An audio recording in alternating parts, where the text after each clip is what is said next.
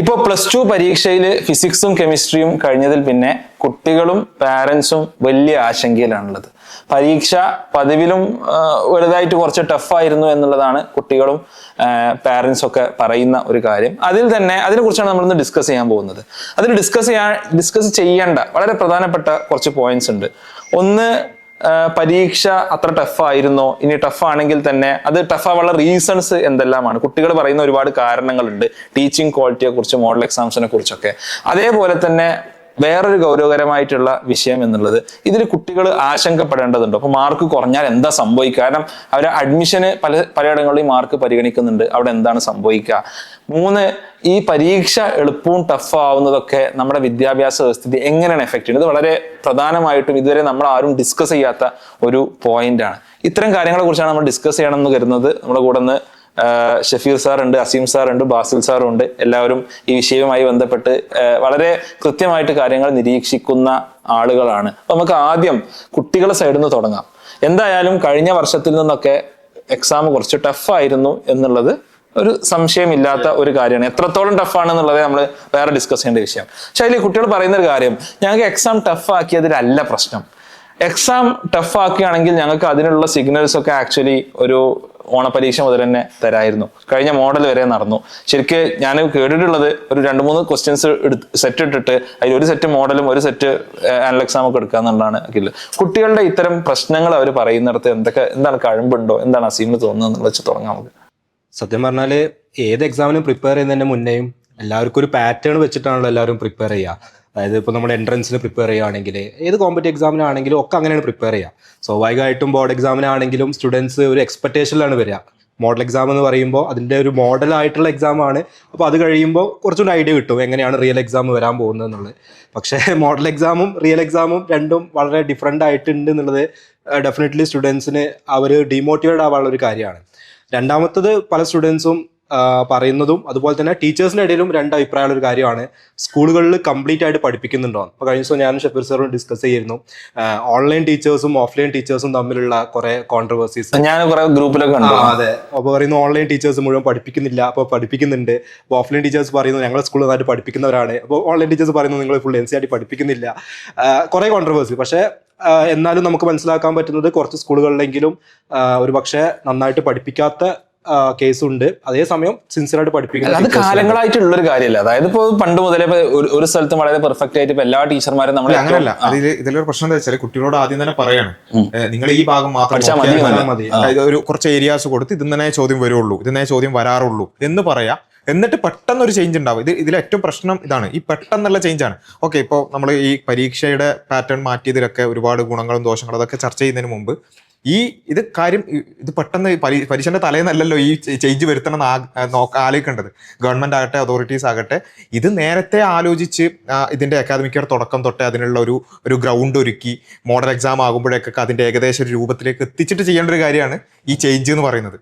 ചേഞ്ചിനെ കുറിച്ച് നമുക്ക് ചർച്ച ചെയ്യാം, പക്ഷേ ചേഞ്ച് വരുത്തുമ്പോൾ അത് ഗ്രാജുവൽ ചേഞ്ച് ആയിരിക്കണം, കുട്ടികൾക്ക് അക്സെപ്റ്റ് ചെയ്യാൻ പറ്റുന്ന രൂപത്തിലായിരിക്കണം. കുട്ടികൾക്ക് അതുവരേക്കും ഒരു എക്സ്പെക്ടേഷൻ കൊടുത്ത് പെട്ടെന്ന് അത് മാറ്റുമ്പോൾ അത് വലിയ രൂപത്തിൽ തന്നെ ബാധിക്കും. ഇവിടെ കുട്ടികൾക്ക് ആരാണ് എക്സ്പെക്ടേഷൻ കൊടുക്കുന്നത് എന്നുള്ള ഒരു പോയിന്റ് ഉണ്ടല്ലോ. അപ്പൊ പറഞ്ഞു ഏത് രീതിയിൽ പഠിപ്പിക്കപ്പെടുന്നു എന്നുള്ളത്.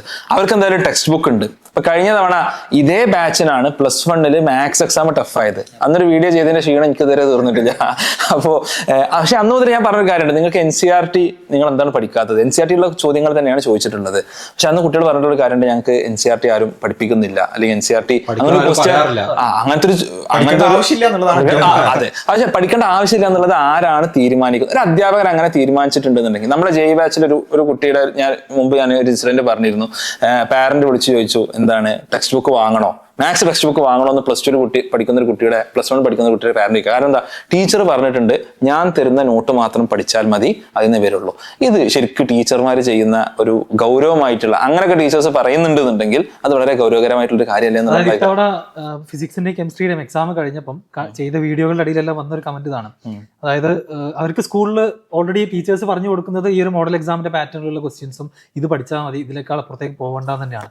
അപ്പൊ അതുകൊണ്ട് ആ ഒരു എക്സ്പെക്ടേഷനിൽ നേരത്തെ അസീം സാർ സാർ പറഞ്ഞ പോലെ തന്നെ വന്ന കുട്ടികൾ ആകെ ഷോക്ക്ഡ് ആവുകയാണ്.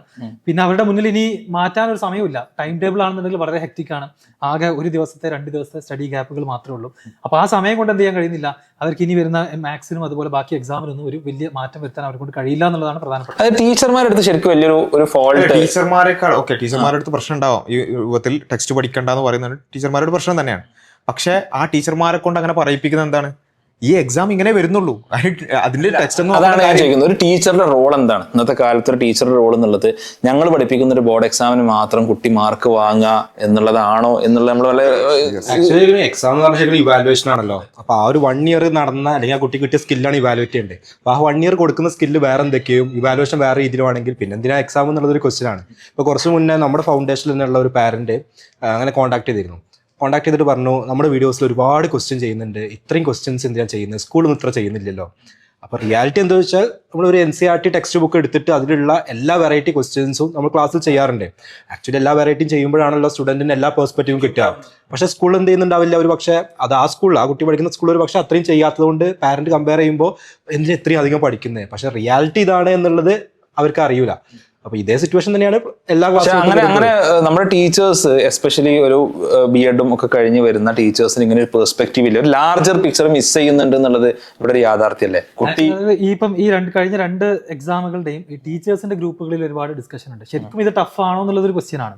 അപ്പൊ അത് നോക്കുന്ന സമയത്ത് ടീച്ചേഴ്സ് ഓൾമോസ്റ്റ് എല്ലാവരും തന്നെ പറഞ്ഞത് സിലബസിൽ നിന്ന് പുറത്തു പോയി അങ്ങനെ അഡ്വാൻസ്ഡ് ആയിട്ടുള്ള ചോദ്യങ്ങളൊന്നും ആക്ച്വലി എന്ത് ചെയ്തിട്ടില്ല, ചോദിച്ചിട്ടില്ല. കുറച്ച് കോൺസെപ്റ്റുകൾ അപ്ലൈ ചെയ്യേണ്ട 1-2 ക്വസ്റ്റ്യൻസ് ഉണ്ടായിരുന്നു. അതിലോട്ട് നമുക്ക് വരാം. എനിക്കൊന്ന് അടുത്ത ഡിസ്കസ് ചെയ്യേണ്ട ഒരു പോയിന്റ് അതാണ്. ഇവിടെ പാറ്റേൺ ചേഞ്ചിനെ കുറിച്ച് ബാസിൽ സാർ പറഞ്ഞു, ശരിക്കും പാറ്റേൺ ചേഞ്ച് ചെയ്തിട്ടുണ്ട്. എന്താ ഫിസിക്സ് അധ്യാപകൻ എന്നുള്ളത് എനിക്ക് പറയാനുള്ളത്? ഫിസിക്സിൽ യൂഷ്വലി കഴിഞ്ഞ ഒരു 2 വർഷത്തെ 3 വർഷത്തെ ക്വസ്റ്റ്യൻ പേപ്പർ നമ്മൾ SSLC എടുത്ത് നോക്കുകയാണെങ്കിലും +2 എടുത്ത് നോക്കുകയാണെങ്കിലും ഒക്കെ സെയിം പാറ്റേണിൽ തന്നെയാണ്. മിക്കവാറും വാല്യൂ ഒക്കെ മാറ്റിയിട്ട് വരുന്ന, ഓൾമോസ്റ്റ് നമുക്കെല്ലാം പ്രെഡിക്റ്റ് ചെയ്യാൻ പറ്റുന്ന രൂപത്തിലുള്ള ക്വസ്റ്റ്യൻ പേപ്പറാണ്. അപ്പൊ അതിൽ നിന്ന് മാറ്റിയിട്ട് കുറച്ച് ചോദ്യങ്ങൾ മാത്രം എന്ത് ചെയ്തു, ഒന്ന് പഠിച്ച ആളുകൾക്ക് ഒന്ന് അപ്ലൈ ചെയ്യേണ്ട, അനലൈസ് ചെയ്യേണ്ട കുറച്ച് ക്വസ്റ്റ്യൻസ് വന്നു എന്നുള്ളതാണ്. അതും NCERTയുടെ ഉള്ളിൽ തന്നെ ടെക്സ്റ്റ് ബുക്കിൽ നിന്ന് തന്നെയാണ് ആക്ച്വലി എന്ത് ചെയ്തിട്ടുള്ളത്, വന്നിട്ടുള്ളത്. പക്ഷെ കുട്ടികൾ അതിന് പ്രിപ്പയർഡ് ആയിരുന്നില്ല. കുട്ടികൾ ഓൾറെഡി മോഡൽ എക്സാം എന്താണോ അത് ആ ഒരു പ്രതീക്ഷയിലാണ് പോയത്. കെമിസ്ട്രിയും അങ്ങനെ വളരെ ടഫ് ആയിട്ടുള്ള അഡ്വാൻസ്ഡ് ആയിട്ടുള്ള out of the syllabus questions ഒന്നും വന്നിട്ടില്ല എന്നാണ് ടീച്ചേഴ്സിന്റെ ഭാഗത്ത് നിന്ന് അറിയാൻ സാധിച്ചത്. എന്നാൽ ഈ ഒരു എക്സ്പെക്ടേഷൻ തെറ്റിയിട്ടുള്ളത് ഉണ്ട് എന്നുള്ളതാണ്.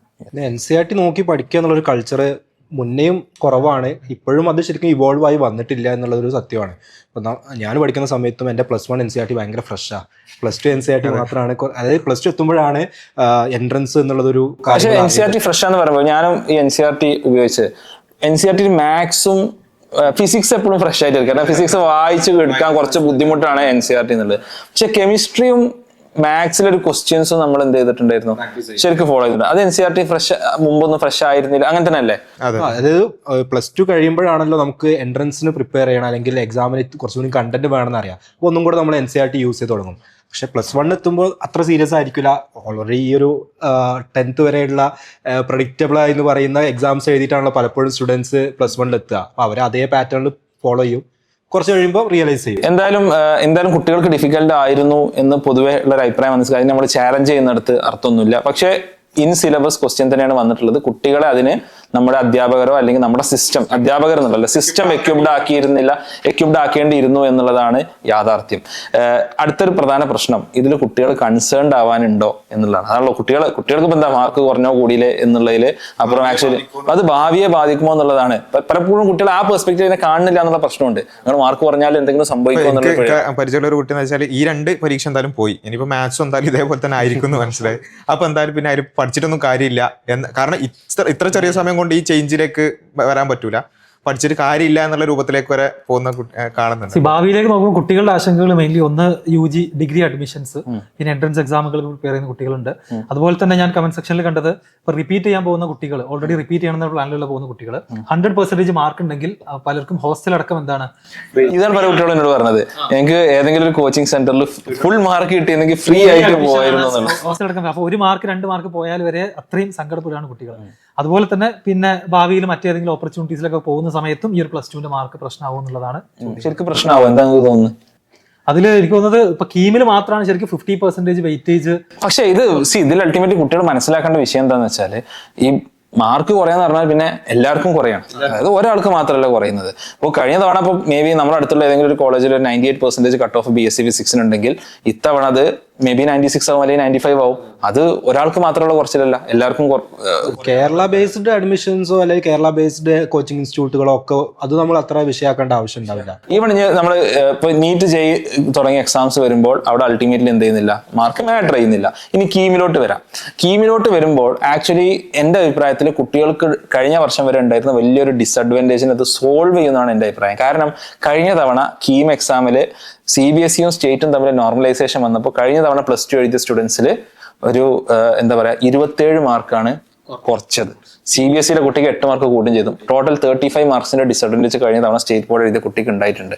അത് ഇത്തവണ എക്സാം ഇന്ന സ്റ്റാൻഡേർഡ് വരുമ്പോൾ ഇതെന്താ പ്രശ്നം എന്ന് വെച്ചാൽ, നോർമലി ഒരു എക്സാം എഴുതുമ്പോൾ അതിനൊരു നോർമൽ ഡിസ്ട്രിബ്യൂഷൻ ആണ്, ഒരു ബെൽ കേവിലാണ് ഡിസ്ട്രിബ്യൂഷൻ ഉണ്ടാവുക. അതായത് ഒരു എക്സാമ്പിൾ പറയുകയാണെന്നുണ്ടെങ്കിൽ നമ്മളെല്ലാവരും ഒരു ഓട്ട മത്സരം നടത്തി വിചാരിക്കുക. അതിൽ തീരെ ഓടാൻ കഴിയാത്ത ഒരു ചെറിയൊരുണ്ടാവും, ഒരു ബിലോ ആവറേജ് എബോ ആവറേജ് ഓടുന്ന ആൾക്കാർ, അതാണ് ഒരു കുന്നായിട്ട് ഉണ്ടാവുക. അതെ, അതിന്റെ താഴെ നന്നായി ഓടുന്ന ഒരു ഉസൈൻ ബോൾട്ടിനെ പോലത്തെ ആൾക്കാർ കുറച്ചുണ്ടാവുക. കേരള സിലബസിന്റെ ഈ ബെൽക്കർ എന്ന് പറഞ്ഞാൽ ഒരു സൈഡ് നല്ല പൊന്തിയിട്ട് ഉസൈൻ ബോൾട്ടുമാർ ഒരുപാടുണ്ട്. ഉസൈൻ ബോൾട്ടുമാരെ ഒരു ചാകരയാണ് നമുക്ക്. കാരണം എല്ലാവർക്കും എന്താണ് A+ എന്നുള്ളത്. ശരിക്കുള്ള ഉസൈൻ ബോൾട്ടിന് മനസ്സിലാവില്ല. ശരിക്കുള്ള ഉസൈൻ ബോൾട്ടിന് ചിലപ്പോൾ ഗോൾഡ് മെഡൽ കിട്ടിയെന്ന് വരില്ല. ബാക്കിയുള്ളവനെ പിടിച്ച് നമ്മൾ എന്ത് ചെയ്യും, ഗോൾഡ് മെഡൽ കൊടുക്കും. ഏതൊരു സാഹചര്യം നോർമൽ, പക്ഷെ ഇതില്ല. പക്ഷെ ഇത്തവണ എന്താവാൻ സാധ്യതയുണ്ട്, എക്സാംസ് ഒരു മിനിമം സ്റ്റാൻഡേർഡ് എത്തിയത് കൊണ്ട് തന്നെ ഒരു നോർമൽ ഡിസ്ട്രിബ്യൂഷൻ ആവാൻ സാധ്യതയുണ്ട്. അപ്പോൾ ഈ ഒരു മാർക്ക് ഡിസ്ട്രിബ്യൂഷനുള്ള വലിയൊരു ഡിസ്പാരിറ്റി ഇത്തവണ പരിഹരിക്കപ്പെടാൻ സാധ്യത ഉണ്ട് എന്നാണ് എൻ്റെ ഒരു പേഴ്സണൽ കൺക്ലൂഷൻ എന്നുള്ളത്. അങ്ങനെയാണെന്നുണ്ടെങ്കിൽ കുട്ടികൾക്ക് എന്തുണ്ടാവില്ല, അവരൊരു കീമിൽ വല്ലാതെ വറി ചെയ്യേണ്ടി വരില്ല. കാരണം ഇത് വറി ചെയ്യേണ്ടി വരുന്നത് ഒരു ഇപ്പോൾ ടോപ്പ് റാങ്കേഴ്സ് അല്ല. ടോപ്പ് റാങ്കേഴ്സ് ചിലപ്പോൾ IIT NIT കയറിപ്പോകും. ഒരു 6000 റാങ്ക് കിട്ടേണ്ടിയിരുന്ന ഒരു കുട്ടിക്ക് ചിലപ്പോൾ ഈ ഒരു 27 മാർക്കിന്റെ ഡിഫറൻസ് പറഞ്ഞാൽ അവന്റെ റാങ്ക് ചിലപ്പോൾ 12,000 കിടക്കുക. അവനൊരു ഗവൺമെന്റ് കോളേജ് കിട്ടേണ്ടത് എന്ത് ചെയ്യും, ഒരു പ്രൈവറ്റ് കോളേജിലോട്ടാണ് പോവുക. ഈ ഒരു സംഭവം സോൾവ് ചെയ്യപ്പെടുന്നതാണ് എനിക്ക് തോന്നിയിട്ടുള്ള ഒരു കാര്യം. അപ്പൊ കുട്ടികളെ വല്ലാതെ ആശങ്കപ്പെടേണ്ടതെന്നാണ് എൻ്റെ ഒരു ഫീലിംഗ്. നിങ്ങൾക്ക് എന്താ തോന്നുന്നത് എനിക്കറിയില്ല. എല്ലാവർക്കും ഒരുമിച്ച് വരുന്ന ഒരു കാര്യമാണ് ടഫ് ആവുക എന്ന് പറഞ്ഞാൽ. പക്ഷെ ഇതിൽ ഇനി അടുത്തൊരു ചലഞ്ച് എന്ന് പറഞ്ഞാൽ CBSE സ്റ്റേറ്റ് എന്നുള്ളൊരു ആ ഒരു ഡിഫറൻസ് ആണ്. ഇപ്പോൾ 10th വരെ ആണെങ്കിൽ കുറച്ചെങ്കിലും പറഞ്ഞു നിൽക്കാം. കേരള ഗവൺമെന്റ് പുറത്തിറക്കുന്ന SCERT ബുക്സ് ആണ് ഞങ്ങൾ പഠിക്കുന്നത്, അവർ NCERT ആണ് പഠിക്കുന്നത്, ഇവാലുവേഷൻ ഡിഫറൻ്റ് ആണെന്നൊക്കെ. +1 +2 വരുമ്പോൾ എല്ലാവരും NCERT പഠിക്കുന്നത്. അപ്പോൾ കുറച്ചുകൂടെ രണ്ടും അലൈൻ ചെയ്യുന്ന രീതിയിലൊരു ഇവാലുവേഷനായി വരേണ്ട ടൈം ആയിട്ടുണ്ട്. എന്നാൽ പിന്നെ ഈ ഇതുപോലത്തെ നോർമലൈസേഷൻസ് ഒക്കെ വരുമ്പോഴും ചലഞ്ചസ് ഇല്ല, ക്വാളിറ്റിയും എല്ലാവർക്കും ഒരേപോലെ ആവും, എൻട്രൻസിനും നന്നായിട്ട് ഒരേപോലെ പ്രിപ്പയർ ചെയ്യാൻ പറ്റും. ഇതിൽ പാരന്റ്സ് ഷെയർ ചെയ്ത വേറൊരു കാര്യം എന്താണെന്ന് വെച്ചാൽ, ഈ ഒരു എക്സാമിന്റെ സ്റ്റാൻഡേർഡ് ശരിക്കും കൂട്ടേണ്ടത് ഈ ഒരു +1 +2 അല്ലെങ്കിൽ +2 ലാസ്റ്റ് എത്തുമ്പോഴല്ല, പകരം ഒരു 8th 9th മുതൽ തന്നെ വ്യത്യാസം കണ്ടു തുടങ്ങണം എന്നാണ് എനിക്ക് തോന്നുന്നത്. ഈ വർഷം 9th കുറച്ച് മാറ്റങ്ങൾ വന്നിട്ടുണ്ട്. അപ്പം ഓട്ടോമാറ്റിക്കലി അവിടെ നിന്ന് തന്നെ ടീച്ചിങ്ങിന്റെ ക്വാളിറ്റിയും എക്സാമിന്റെ ക്വാളിറ്റിയും ഇമ്പ്രൂവ്. അതാണ് നമ്മൾ ഡിസ്കസ് ചെയ്യേണ്ട ഒരു പ്രധാനപ്പെട്ട പോയിന്റ്. ആർക്ക് വേണ്ടിയാണ് പരീക്ഷകൾ എളുപ്പമാക്കുന്നത്? ഈ പരീക്ഷകൾ എളുപ്പമാക്കുന്നത് കൊണ്ട് നമ്മുടെ സമൂഹത്തിന് ഗുണമാണോ ദോഷമാണോ ഉള്ളത്? ഇത് വളരെ പ്രധാനപ്പെട്ട ഒരു പോയിന്റ് അല്ലേ. എന്തിനാണ് നമ്മൾ പരീക്ഷകൾ എളുപ്പമാക്കുന്നിടത്ത് വേറൊരു വലിയൊരു പ്രശ്നമുണ്ട്, ഒരു കോഗ്നിറ്റീവ് പ്രശ്നം വരുന്നുണ്ട്. അതായത് കുട്ടി എന്ന് പറഞ്ഞാൽ നമ്മൾ എന്താ പറയാ, ഒരു ഹൈലി നമ്മളെ കുട്ടികളെ ആലോചിക്കാണ്ട് ചിന്തിക്കേണ്ട ഒരു സമയത്താണ്. ഇവർക്ക് ആലോചിക്കാനും ചിന്തിക്കാനും അറിയില്ല എന്നുള്ളതാണ് ഇതിന്റെ ഏറ്റവും വലിയ പ്രശ്നം. കാരണം അതിനു വേണ്ടി അവർ ട്രെയിൻ ചെയ്യപ്പെട്ടിട്ടില്ല. അവരെ ബ്രെയിനിന് അങ്ങനെ ഒരു പ്രോസസ്സിന് എന്ത് ചെയ്യില്ല, അവർ അങ്ങനൊരു അനാലിസിസ്, ഒരു ഡീപ്പർ ഇന്റലക്ച്വൽ തിങ്കിങ്, ഒരു അനാലിസിസ് പ്രോസസ്സിന് അവർ ഒരു അക്കാഡമിക്കലി അവർ വിധേയരാകപ്പെടുന്നില്ല എന്നുള്ളത് ചലഞ്ചിങ് ആയിട്ടുള്ള ചലഞ്ചിങ് ആയിട്ടുള്ള ഒരു സംഭവം, തീരെ ചലഞ്ചിങ് ആയിട്ടുള്ള ഒരു സംഭവം ഇല്ല. എനിക്ക് എല്ലാം ചലഞ്ചിങ് ആണെന്നില്ല. ഇപ്പൊ നമ്മുടെ ഒരു എക്സാം പേപ്പർ സെറ്റ് ആണെങ്കിൽ മേ ബി 10% ചലഞ്ചിങ് ആയിരിക്കും, ഒരു 20% ഒരു എബോ ആവറേജിനുള്ളതായിരിക്കും, ഒരു ബാക്കിയുള്ളത് ഒരു ബേസിക് ആയിട്ടുള്ള സംഭവങ്ങളായിരിക്കും. ഇങ്ങനെയാണ് ഒരു എക്സാം പേപ്പർ സെറ്റ് ചെയ്യേണ്ടത്. ഈ ഒരു പാറ്റേണിൽ ശരിക്കും ഒരു എക്സാം പേപ്പർ സെറ്റ് ചെയ്യപ്പെടണം. അപ്പൊ ഇത് സെറ്റ് ചെയ്തില്ല എന്നുണ്ടെങ്കിൽ സംഭവിക്കുന്നത് ഈ പറഞ്ഞ പോലെ ഇപ്പൊ കീമിൽ സംഭവിച്ച പോലത്തെ പ്രശ്നങ്ങൾ എന്ത് ചെയ്യും, സംഭവിക്കും. എനിക്ക് തോന്നിയിട്ടുള്ളത്, ഒരു കുട്ടിക്ക് ഇപ്പൊ എങ്ങനെ തിരിച്ചറിയാം ഞാൻ എന്തിനാ പോകേണ്ടത് എന്നുള്ളത് എങ്ങനെ തിരിച്ചറിയാം? ആ ഒരു പ്രശ്നം നമുക്ക് ഫീൽ ചെയ്തിട്ടില്ല. എല്ലാ സബ്ജക്റ്റുകളിലും ഇത്രയും 70,000 ആളുകൾക്ക് ഫുൾ A+ കിട്ടുന്ന സമയത്ത് ഓട്ടോമാറ്റിക്കലി ഫുൾ A+ കിട്ടിയ കുട്ടികളോട് സയൻസിൽ ജോയിൻ ചെയ്യാനാണ് പറയുക. പക്ഷെ നമുക്കറിയാം 10th വളരെ അഡ്വാൻസ്ഡ് ആണ് +1 +2 സിലബസ്. ശരിക്കും ആ ആപ്റ്റിറ്റ്യൂഡ് അവിടെ തിരിച്ചറിയുന്നതിൽ നന്നായിട്ട് പാരന്റ്സ് ചിലപ്പോൾ പുഷ് ചെയ്യും. ചിലപ്പോൾ എന്തിനാ എത്ര മാർക്ക് ഉണ്ടായിട്ട് എന്താ സയൻസിന് ജോയിൻ ചെയ്യാത്തത്? ഇതൊരു പ്രശ്നമാണ്. രണ്ടാമത്തെ ഒരു പ്രശ്നം എന്നുള്ളത്, ഇവിടെ ഒരു സ്ഥലത്ത് വീക്ക് ആണെങ്കിൽ ഞാൻ അതിന് പോകണ്ട, അല്ലെങ്കിൽ ഞാൻ ഇത് ഇമ്പ്രൂവ് ചെയ്യണം, അല്ലെങ്കിൽ ഞാൻ സ്ട്രോങ് ആണെങ്കിൽ എനിക്ക് അതിന് പോവാം എന്നുള്ള ഈ ഒരു ക്ലാരിറ്റി ശരിക്കും +2 ഭയങ്കര പ്രശ്നമായിട്ട് വരലുണ്ട്. അതായത് ഇത്രയധികം എൻട്രൻസ് റിപ്പീറ്റേഴ്സ് നമ്മുടെ നാട്ടിൽ ഉണ്ടാവാനുള്ള ഒരു പ്രധാനപ്പെട്ട റീസൺ എന്താ? എന്തായാലും ഫുൾ A+ ഒക്കെ ഉണ്ടല്ലോ, അപ്പൊ പിന്നെ ഒരു എബോ ആവറേജ് ആണ്, അപ്പൊ പിന്നെ എൻട്രൻസിലേക്ക് പോകാം. ഇത്തവണ ഫിസിക്സിൽ ഇപ്പൊ ഒരു കുട്ടിക്ക് മാർക്ക് കുറഞ്ഞാൽ ചിലപ്പോൾ അവൻ എന്താ മനസ്സിലാക്കുക, ഇപ്പൊ ഇത്തവണത്തെ ഫോർ എക്സാമ്പിൾ ഇത്തവണ ഫിസിക്സ് നമുക്ക് വളരെ ജെന്യൂൻ ആയിട്ട് പറയാം, ഇത്തവണത്തെ ഫിസിക്സിൽ മേ ബി ഒരു വളരെ കുറവ് മാർക്ക് വാങ്ങുന്ന ഒരു കുട്ടി JEE പോലത്തെ ഒരു എക്സാം അവന് സ്യൂട്ടബിൾ അല്ല എന്ന് ഞാൻ പറയും.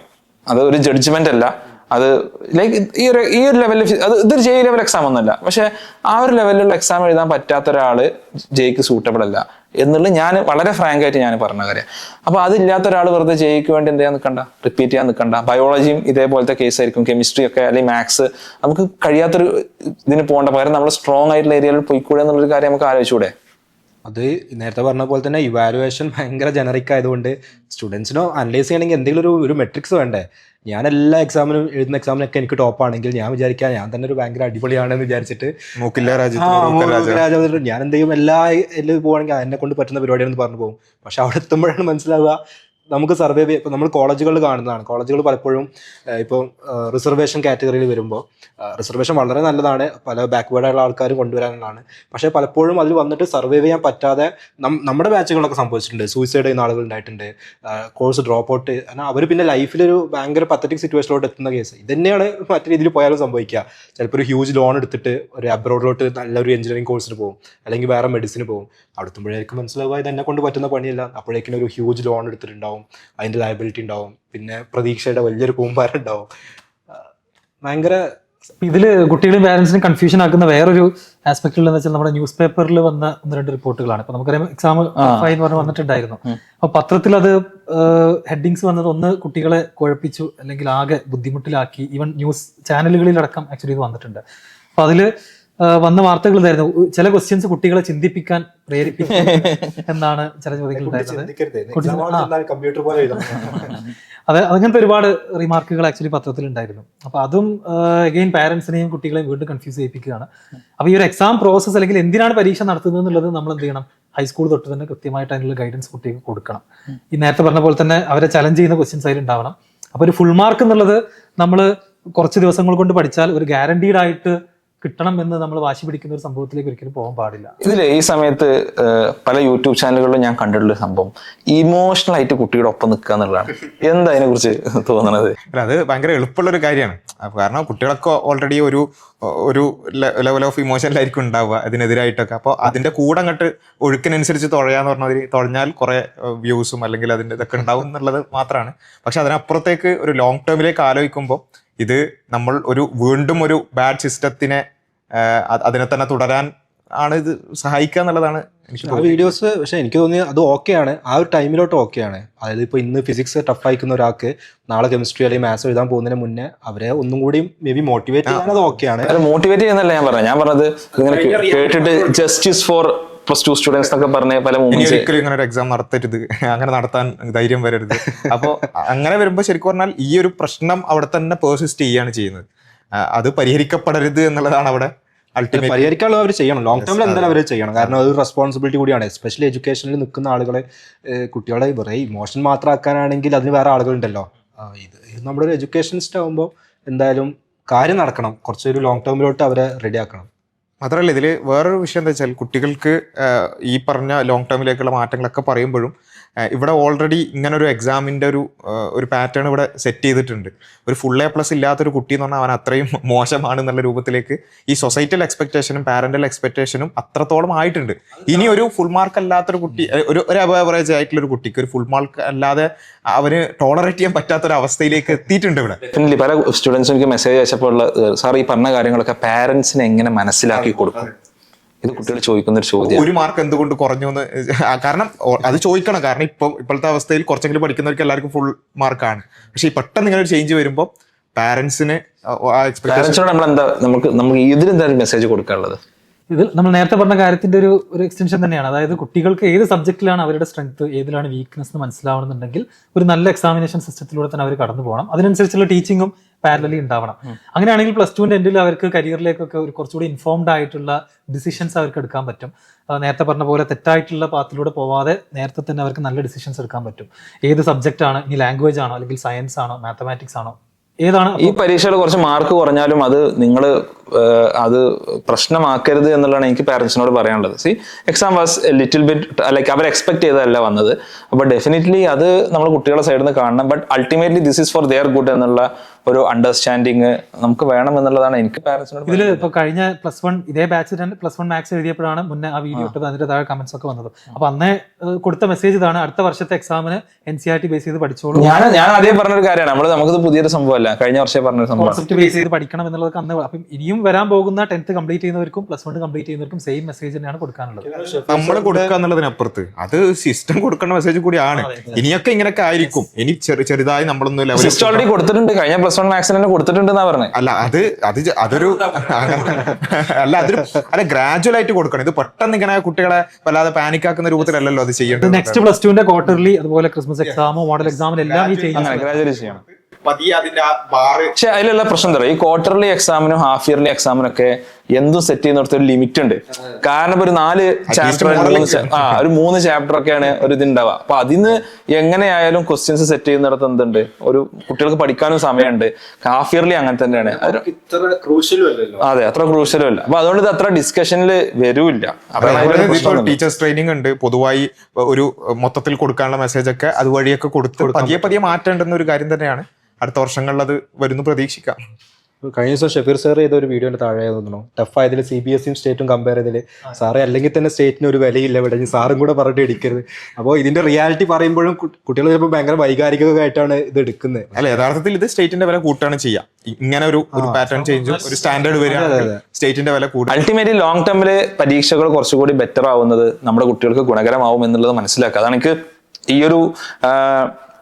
ഈ ഒരു ഡിസ്കഷനെ ഞാൻ സമ്മപ്പ് ചെയ്യുകയാണെങ്കിൽ, ഒന്ന്, കുട്ടികൾക്ക് കൃത്യമായിട്ടുള്ള ഒരു വൺ ചേഞ്ച് അല്ല, ഒരു ഗ്രാജുവൽ ചേഞ്ച് വേണം എന്നുള്ളിടത്ത് നമ്മൾ എത്തി. 2, ഇതിൽ കുട്ടികൾ ആശങ്കപ്പെടേണ്ടതില്ല. അൾട്ടിമേറ്റ്ലി എന്തുണ്ട്, കുട്ടികളെ സംബന്ധിച്ചിടത്തോളം അതിൽ അവർക്ക് ചെയ്യാവുന്ന ലൈക്ക് അവരുടെ അഡ്മിഷൻ ഒന്നും ഇത് വല്ലാതെ ബാധിക്കാൻ പോകുന്നില്ല എന്നുള്ളത്. അപ്പം നിങ്ങൾ സമാധാനപൂർവ്വം നന്നായി പഠിച്ച അടുത്ത പരീക്ഷകൾ കുറച്ചും കൂടി നന്നായി എഴുതുക. 3, അധ്യാപകർ എന്ത് ചെയ്യണം, കൃത്യമായി കുട്ടികൾക്ക് ഗൈഡൻസ് കൊടുക്കേണ്ടതുണ്ട്. നമ്മുടെ സിസ്റ്റവും ഗൈഡൻസ് കൊടുക്കേണ്ടതുണ്ട്, അതിന് അധ്യാപകരെ പ്രാപ്തരാക്കേണ്ടതുണ്ട്. 4, parents ultimately system should change for good and parents ഇത് അക്സെപ്റ്റ് ചെയ്യണം. ഇതിൽ നിങ്ങൾ ടെൻഷൻ അടിക്കണ്ട. നമുക്ക് സമ്മപ്പ് ചെയ്യാം അല്ലേ? Okay, so thanks for joining the discussion. നമുക്ക് ഇത്തരം അനേകം യൂസ്ഫുൾ ആയിട്ട് ഡിസ്കഷൻസ് നമ്മുടെ XNY ലേണിംഗ് ചാനലിലൂടെ ഉണ്ടാവും. അതെല്ലാം കാണുക. നിങ്ങളുടെ അഭിപ്രായങ്ങൾ നിങ്ങൾ തീർച്ചയായും താഴെ അറിയിക്കുക. കുട്ടികളുടെ കൂടെ വൈകാരികമായി നിൽക്കുക എന്നുള്ളതിലപ്പുറം അവരുടെ ഫ്യൂച്ചറിന് കൂടെ നിൽക്കുക എന്നുള്ള ഒരു ഏരിയയിലാണ് എപ്പോഴും XNY ലേണിംഗ് അത് ശ്രദ്ധയൂന്നുന്നത്. അതുകൊണ്ടാണ് നമ്മൾ 6 മുതൽ 10 വരെയുള്ള സ്റ്റുഡൻസിന് വേണ്ടിയിട്ട് ഫൗണ്ടേഷൻ പ്രോഗ്രാം അടക്കമുള്ള കാര്യങ്ങൾ നമ്മൾ ചെയ്യുന്നത്. അവരെ നേരത്തെ ഇത്തരമുള്ള ഒരു നല്ല കോമ്പറ്റേറ്റീവ് ആയിട്ടുള്ള വേർഡിന് റെഡിയാക്കി കൊണ്ടുവരാനുള്ള നമ്മുടെ ഒരു പ്രോസസ്സാണ് നമ്മുടെ ഫൗണ്ടേഷൻ പ്രോഗ്രാം എന്നുള്ളത്. താഴെ ലിങ്ക് നൽകുന്നുണ്ട്. നിങ്ങൾക്ക് താല്പര്യമുണ്ടെങ്കിൽ നിങ്ങൾക്ക് നിങ്ങളുടെ ഇൻട്രസ്റ്റ് നിങ്ങൾക്ക് എക്സ്പ്രസ് ചെയ്യാവുന്നതാണ്. നമുക്ക് മറ്റൊരു വീഡിയോയുമായിട്ട് നമുക്ക് കാണാം. ചാനൽ സബ്സ്ക്രൈബ് ചെയ്യാൻ മറക്കണ്ട. Thank you.